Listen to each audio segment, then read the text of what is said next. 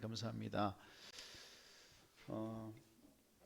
고난 주간 종료주의를 앞두고 있고 고난 주간을 보낼 것이고 또 이제 부활 주의를 준비하는 이 즈음에 우리는 주님의 십자가 고난의 의미가 과연 무엇일까? 주님 당하신 고난의 십자가가 과연 나와는 어떤 의미가 있을까? 이것이 우리가 단순히 생각만으로 그치는 것이 아니라 우리의 365일의 삶의 현장에서 매일매일 고난의 십자가, 고초의 십자가를 바라보면서 나를 위해 기꺼이 하나뿐인 생명 버리신 주 예수 그리스도의 은혜를 기억하고 다시금 우리의 신앙을 점검하는 그러한 때에 지금 우리가 살고 있습니다.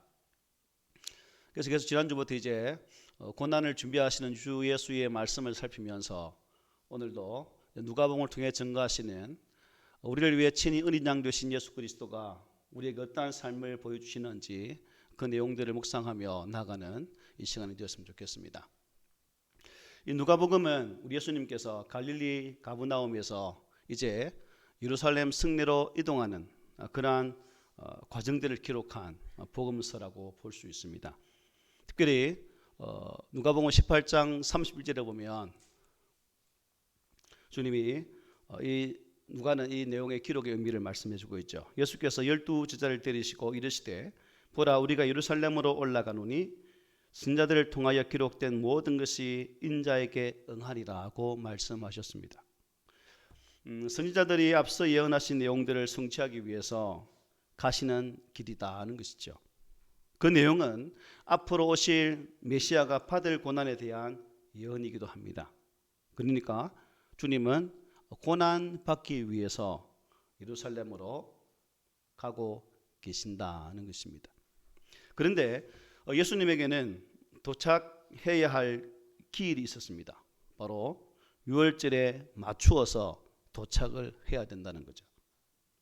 예수님은 교회 가신 대로 유월절 일주일 전에 이제 예루살렘에 도착을 하시게 됩니다.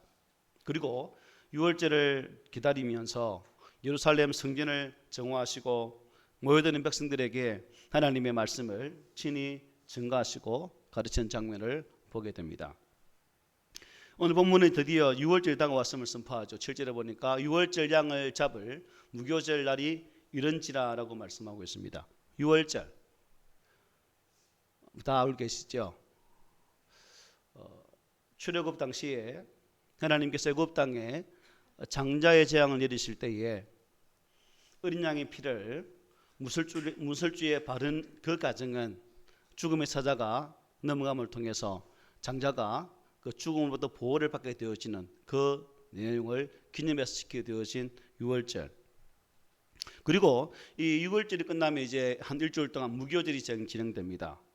그리고 일주일 동안 진행되면서 이스라엘 백성들은 이 무교절을 지내면서 필수적으로 먹어야 할 것이 있죠. 어린 양의 고기와 또한 무교병과 그리고 쓴나물을 먹게 됩니다.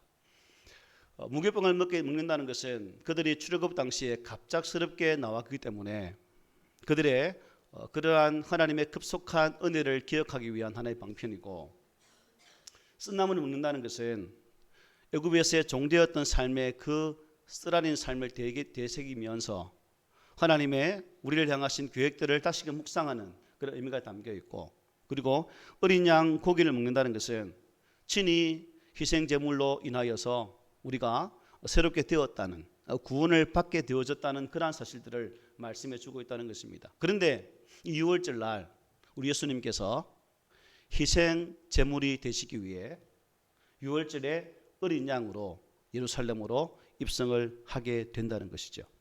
결국 유월절 희생양은 친히 피를 흘리셔서 우리에게 참 구원의 은혜를 주시기 위한 하나님의 거룩한 걸음이셨다는 사실을 보게 됩니다.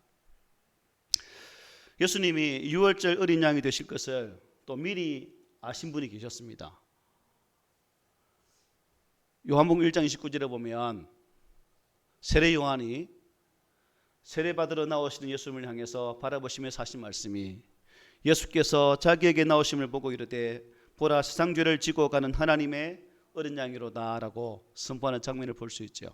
세례 요한은 예수의 나오심을 보고 그분이 우리의 인생교를 다 담당하실 어린 양 되신 그분의 핏부림을 통해서 우리 인생에게 참 구원의 은혜가 임하실 것을 세례 요한은 바라보시고 이 말씀으로 선포하셨다는 것입니다. 그래서 우리는 왜 예수님께서 유월절을 그렇게 특별하게 생각하시고 또 이 절기에 맞추어서 예루살렘에 오셨는지를 알 수가 있죠. 이 절기에 주님은 세상 죄를 지고 가는 하나님의 어린 양이 되시기 위해서 십자가에 달려 죽기 위해서 유월절을 지키려고 특별한 계획을 세우고 계셨다는 사실입니다.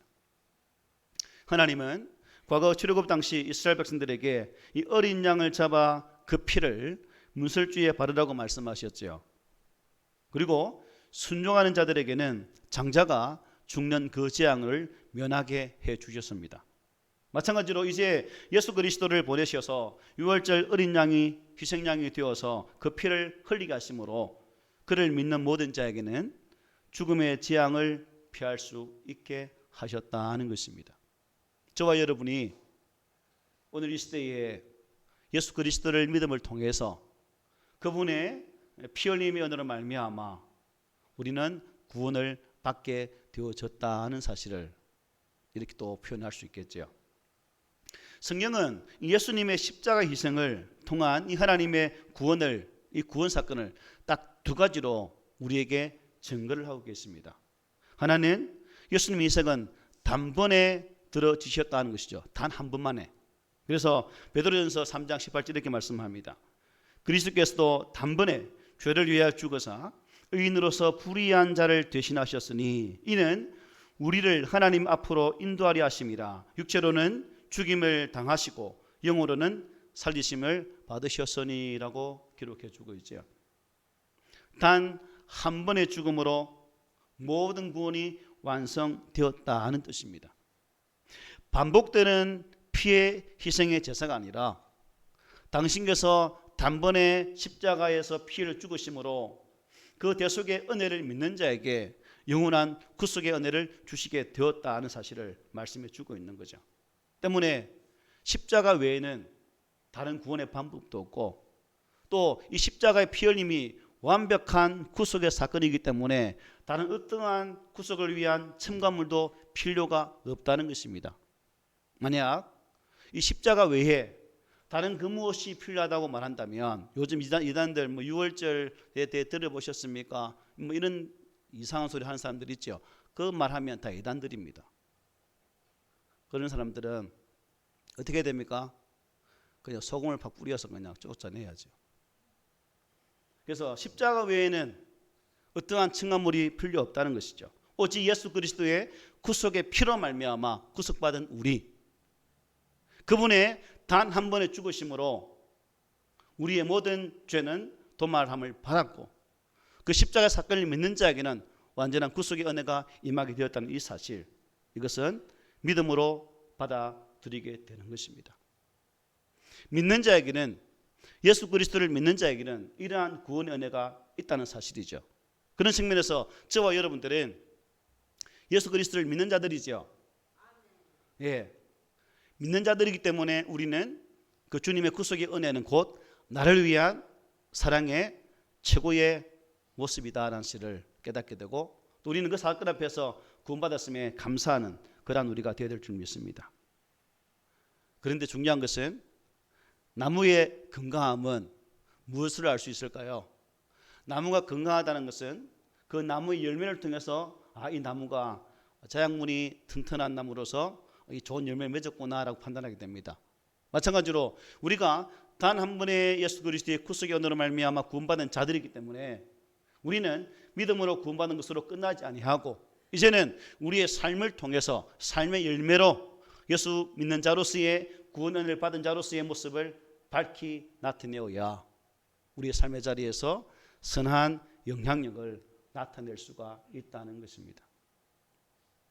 무늬만 예수 믿는 사람이 아니라 이름만 그리스도인이 아니라 우리의 이름과 우리의 삶이 진실로 예수 그리스도임을 나타낼 수 있는 그러한 자리까지 나아가는 우리 모두가 되기를 소망해 봅니다. 그리고 이 주님의 십자가의 희생은 영원한 효력이 있다는 거예요. 영원한 효력. 히브리서 9장 12절 이렇게 말합니다. 염소와 송아지의 피로 하지 아니하고 오직 자기의 피로 영원한 속죄를 이루사 단번에 성소에 들어가셨느니라고 히브리서 기자는 선포해 주고 있습니다. 시간이 지난다고 해서 세대가 바뀐다고 해서 그 희생의 효력이 능력이 떨어지는 것이 아니다 하는 것입니다. 오고 오는 세대 모든 세대에 미치는 거룩한 희생이다라고 성경은 증거합니다. 예수 그리스도 안에서 주어지는 하나님의 은혜는 동일하다는 것이죠. 예수님 당시나 오늘 이 시대나 장차 우리 후대들에게도 동일하게 역사가 된다는 이 사실이 결국 은혜 외에는 표현할 수가 없다는 거죠. 그래서 우리 그리스도인들은 더 이상 유월절을 지킬 필요도 없고 유월절 희생양을 잡을 필요도 없게 된 것입니다. 예수님께서 영원한 피의 속죄를 이루셨기 때문에 우리는 그의 피를 통해서 정결하게 되었다는 사실입니다. 이 사실을 믿으십니까, 여러분? 네. 그래서 기독교는 더 이상 피의 종교가 아니라 뭐예요? 은혜의 종교다. 은혜 아니면 말할 수 없는 거죠. 하나님의 전적인 은혜와 사랑이 계셨기 때문에 내가 구원받았고 지금도 그 은혜가 계시기 때문에 우리는 살아갈 수 있다는 사실입니다.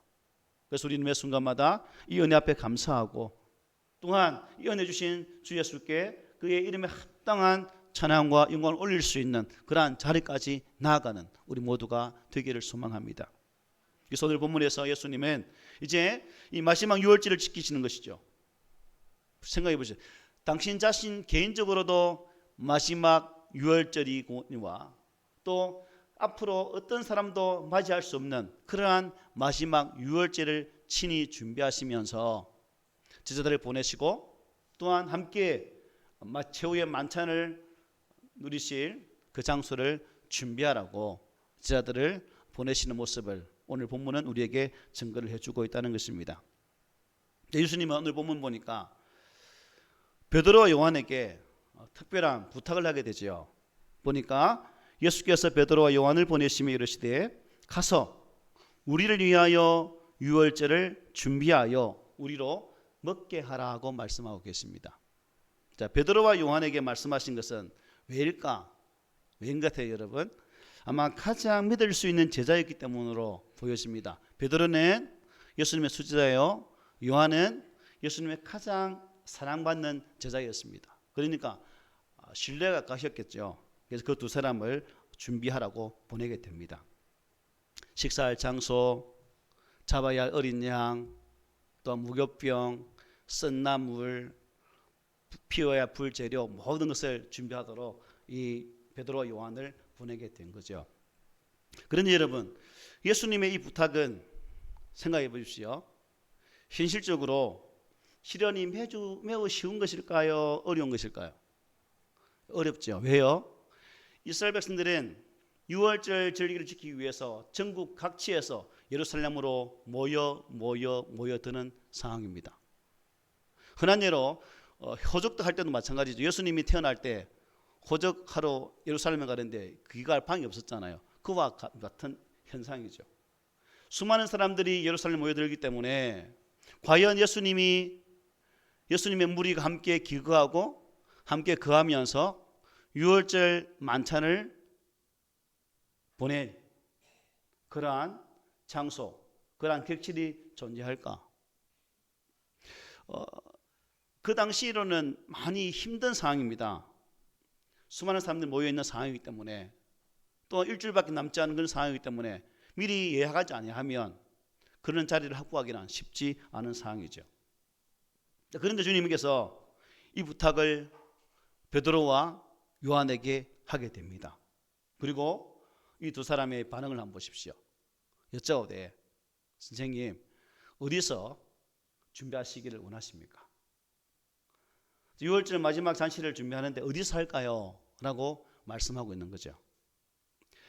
베드로와 요한의 믿음이 아주 강하게 엿보이는 대목이기도 합니다. 마치 어디든지 준비할 수 있다는 듯이 그들은 어디서 준비하기를 원하십니까? 라고 예수님께 질문을 하게 됐다는 거죠. 보통 사람 같으면, 저 같으면 예수님, 때가 때인 만큼 집이 어디 있겠습니까? 그냥 우리 예루살렘 성 밖에 텐트 치고 거기서 준비하는 게 현실적으로 타당하지 않겠습니까? 믿으면 저는 아마 분명히 그렇게 말했을 거예요. 그런데 베드로 요한은 선생님 어디서 준비할까요? 라고 질문하게 된다는 겁니다. 이 베드로 요한에게 여러분 참 어떤 믿음이 있었을까요? 이 예수님에 대한 그들의 신뢰성은 저는 성경을 보면서 이미 이들은 예수님께 대하여 경험적으로 알고 있는 믿음이 있었다는 거죠. 예수님께 부름을 받고 예수님과 사역하면서 그분이 보여주셨던 많은 이적들을 통해서 이분은 반드시 행하시는 분이고 그 말씀을 이루시는 분임을 이 두 사람은 경험적으로 이미 알고 있는 상태였다는 것입니다. 자, 그렇다면 여러분, 이 베드로와 요한이 어떤 경험을 했을까요? 먼저 베드로를 볼까요? 베드로가 예수께 부름받기 전 무슨 일을 했습니까? 공연한 어부였습니다. 밤새도록 그물을 던졌건만 베드로는 다른 동료들과 함께 허탕만, 즉 빈변을 끌고 아침 동틀 때에 바닷가로 나오게 됩니다. 그때 예수님께서 베드로에게 뭐라 말씀하십니까? 깊은 데로 가서 그물을 던지라고 말씀합니다. 바다의 잔뼈가 굵은 베드로, 그러나 목수였던 예수, 그 목수가 어부에게 깊은 바닷가에 가서 그물을 던져라 했을 때 이 가당치 않은 소리요. 우리 같으면 네가 어부의 상황을 아냐, 바다의 상황을 네가 아냐라고 말할 수 있겠지만 이 베드로는 뭐라 말합니까?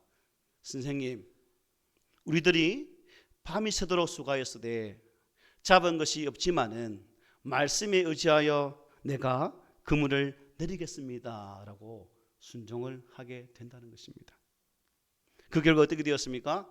그물이 찢어질 정도로 다른 동료의 배를 불러서 2배에 가득 차고도 넘칠 정도의 고기를 잡게 되는 그 기적의 은혜를 체험한 베드로. 그런 측면에서 베드로는 어떤 마음의 소원이 있었을까요? 주님이 말씀하시면, 주님이 말씀하신 것을 의지하고 순종하기만 한다면 주의 말씀은 반드시 이루어지는구나 라는 그러한 믿음의 경험을 하게 되었다는 사실이죠. 요한은 어떻습니까? 요한, 오병이어의 현장을 가보면 우리는 또 이 요한의 믿음을 엿볼 수가 있습니다. 예수님께서 참 많은 무리들과 함께 말씀을 나누고 또 말씀을 통해서 그들의 가르치시는 그 모습 속에서 예수님은 아주 많이 지치게 됩니다. 그래서 예수님은 배를 타고 베세다라는 지역으로 가게 되죠. 그런데 문제는 아마 사람들이 참 빨랐던 것 같아요. 예수님이 배를 타고 베세다로 착 가는데 사람들이 예수를 보고 예수님 가네 우리도 가자. 그 사람 도보로 뛰어서 아마 베세다를 향해 열심히 간 것 같아요.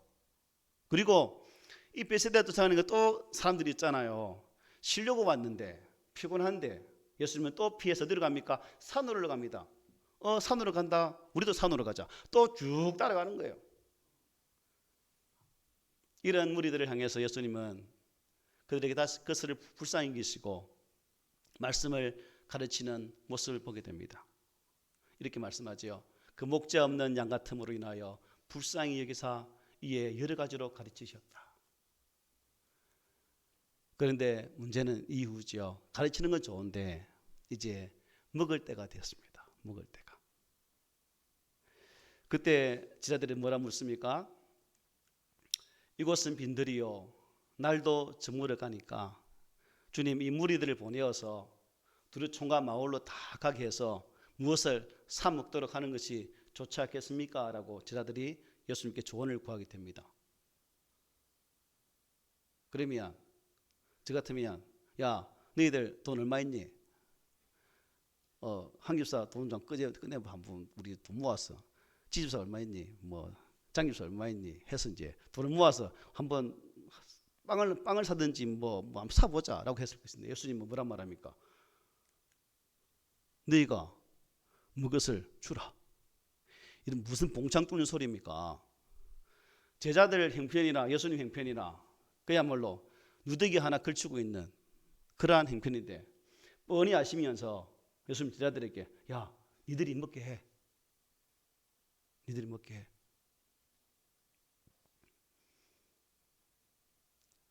어떤 반응을 보였을까요? 만약에 여러분이 그 자리에 있었다면 아이고, 예수님 좀 말씀 같은 거 좀 하십시오. 도대체 이게 맞는 말입니까? 뭐 예수님 처지나 내 처지나 똑같은데 뭘 먹이란 말입니까? 아이고 참 딱하시네요 라고 말하지 않겠습니까? 그런데 그때 이 요한 안드레가 참 지혜롭다는 거죠. 요한복음 6장 9절 이렇게 말합니다. 여기 한 아이가 있어 보리떡 5개와 물고기 2마리를 가지고 있나이다. 그러나 그것이 이 많은 사람들에게 얼마나 되겠습니까? 라고 말씀을 하게 됩니다. 그런데 놀라운 것은 이때부터 생기게 되죠.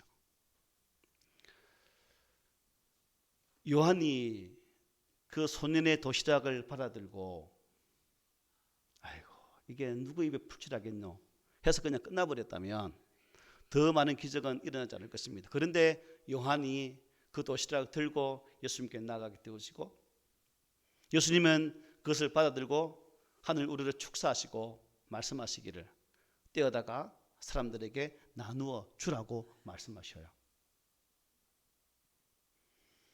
믿음이 없는 제자들이었다면 이게 뗀들 뭐 몇 명한테 가겠습니까? 라고 했지만 그들은 그 즉시 어떻게 합니까? 순종합니다. 그냥 500이요. 떡 5개하고 물고기 2마리를 그냥 예수님 말씀에 의지해서 그냥 떼다 보니까 또 주고 또 주고 또 주고 또 주고 그 자리에 모여있는 남자 장정 5,000명에게도 먹이고 몇 방울 남았다고요? 12강주리가 남게 되어지는 기적들을 우리는 말씀을 통해 분명히 볼 수 있습니다. 너희가 무엇을 주라. 즉 말씀에 순종하면 그때부터 누가 일하시는 거예요? 주님이 일하신다는 겁니다. 우리가 순종하기만 한다면 저와 여러분들이 하나님의 거룩한 말씀 앞에 그 말씀이 나를 향해 주시는 하나님의 명령이라면 그 말씀에 순종할 때 우리가 행동으로 보여나갈 때 내가 하는 것이 아니라 주님이 일하시면서 그 일을 이루어 가신다는 사실을 우리는 또 500리의 기적을 통해서 분명히 목도하게 됩니다. 때문에 베드로, 이 요한은 자신의 삶의 자리에서 경험되어진 예수 그리스도를 믿게 되어졌고 비록 유월절 준비하는 이 어려운 상황이지만 그 말씀에 또 순종해서 성내로 들어가 예수님의 일을 감당하게 된다는 것이죠. 여러분 믿음의 일을 할 때는 주님의 일을 할 때는 주눅들 필요가 없다는 것이겠죠. 그 일이 하나님의 영광을 위한 일이라면 믿음으로 시작을 하십시오. 그리고 주님의 도우심을 기대하십시오. 실패를 두려워하지 마시기 바랍니다. 아무것도 안 하면 여러분 아무 일도 일어나지 않습니다.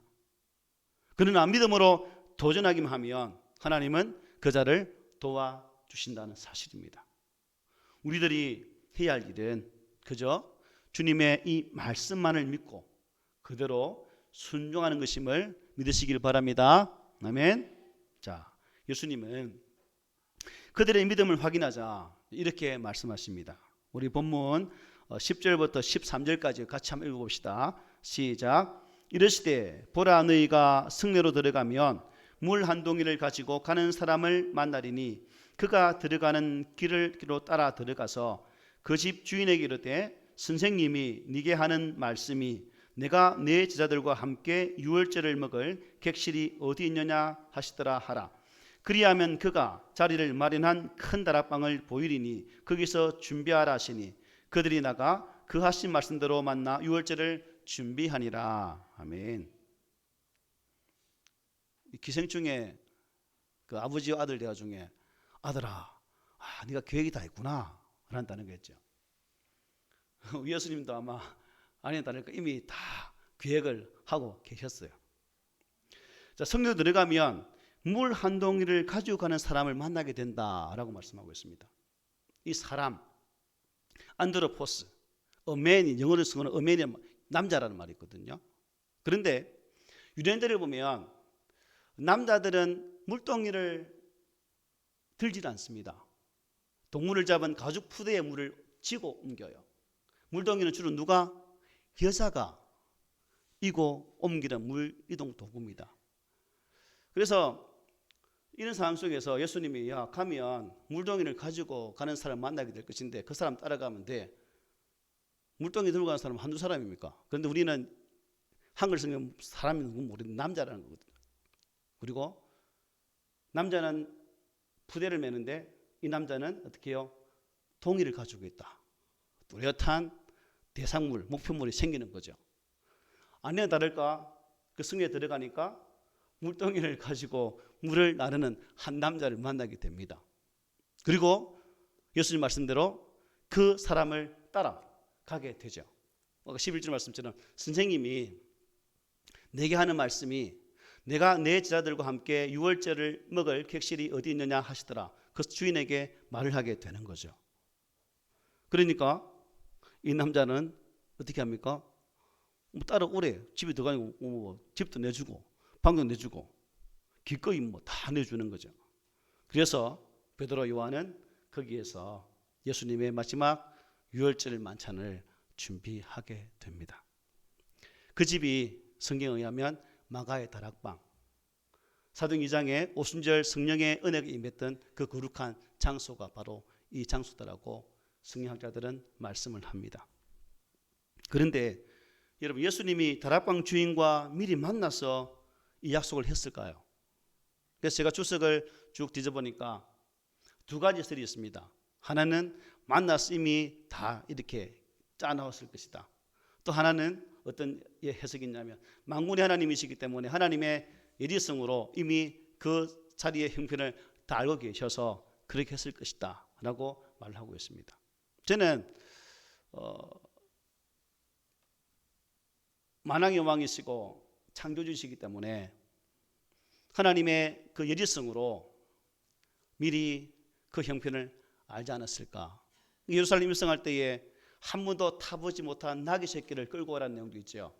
그런 내용과 딱 유추해 보면 아마 하나님의 관점에서의 말씀 선포가 아니었을까라고 저는 제 생각입니다. 다른 학자들은 여기 앞에 1번을 많이 이렇게 말씀하시더라고요. 근데 저는 2번에 하나님의 전능성에 더 무게를 두고 싶은 그 마음이 있습니다.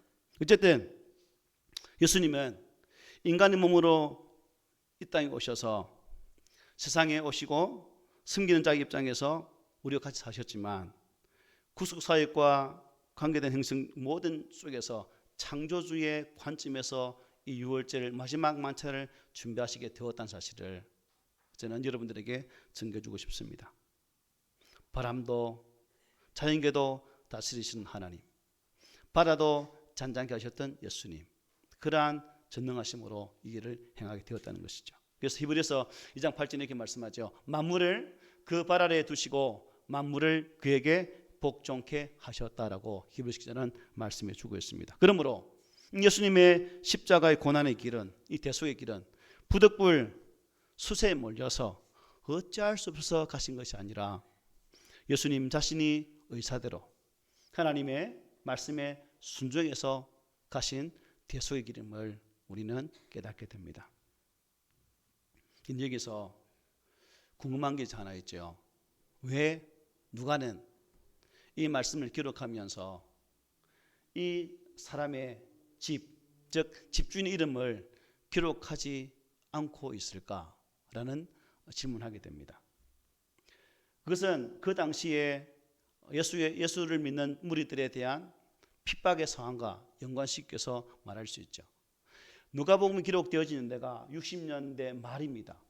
그때는 예수를 이단자로 생각하기 때문에 그를 따르는 무리들은 심각한 핍박을 받을 수밖에 없는 그런 상황이었고, 결국 누가는 그러한 형편을 알았기 때문에 그 사람의 이름을 익명으로 처리함으로 그를 보호하고자 하는 의도가 다분히 있다라고 또한 주석은 이렇게 설명을 합니다. 어쨌든 성경에 기록되지 않는 이분, 개인적으로 아쉬울 수도 있지만 그래도 하나님은 그 이름을 결코 잊지 않으신다는 사실을 기억하면 위로가 되죠. 히브리서 6장 10절 우리 함께 읽어볼까요? 시작. 하나님은 불의하지 아니하사 너희 행위와 그의 이름을 위하여 나타낸 사랑으로 이미 성도를 섬긴 것과 이제도 섬기고 있는 것을 잊어버리지 아니하시느니라. 아멘. 주님을 위한 봉사와 헌신은 사람은 모를 수 있지만, 사람은 잊을 수 있지만 하나님은 반드시 기억하고 계신다 하는 것입니다. 그래서 사도 바울은 우리 그리스도인의 특징을 무명한 자 같으나 유명한 자다라고 선포하죠. 비록 이름 없는 자 같으나 이름 있는 자다 하는 말씀하고 있습니다. 주님이 일을 하면서 참 내 이름이 어떻게 드러나는가에 너무 신경 쓰지 않았으면 좋겠습니다. 하나님은 나의 헌신과 충성을 기억하시고 오직 그것으로 우리에게 참 만족의 은혜를 주신다는 사실을 기억하시기 바랍니다. 말씀 마치겠습니다. 지금 우리는 주님이 우리를 위해 모욕을 참으시고 십자가를 참으시고 죽기까지 순종하시기 위해 이제 고난을 준비하고 있는 그러한 어간에 살고 있습니다. 주님이 당하신 그 고난이 과연 무슨 의미일까? 주님이 당하신 그 고난이 이제 나에게 임하는 은혜의 길이었다면 나는 단지 고난주간, 부활주간을 맞이하면서 고난의 의미를 새기는 그러한 성도가 아니라 우리의 삶의 모든 순간순간이 이 고난의 의미를 되새기고 이 고난 때문에 예수 그리스도 안에 온전한 순종의 모습으로 나아가는 것이 우리의 온전한 믿음의 모습이 된다는 사실을 깨닫게 됩니다.